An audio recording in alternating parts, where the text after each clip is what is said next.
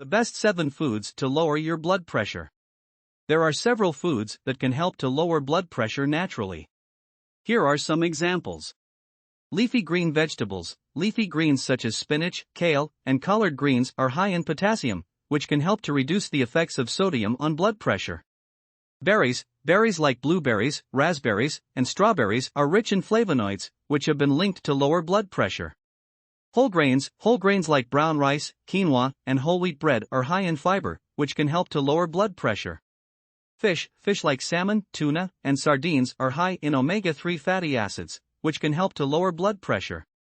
Low-fat dairy products like milk and yogurt are good sources of calcium and can help to lower blood pressure. Garlic has been shown to have a positive effect on blood pressure, so adding garlic to your diet may be helpful.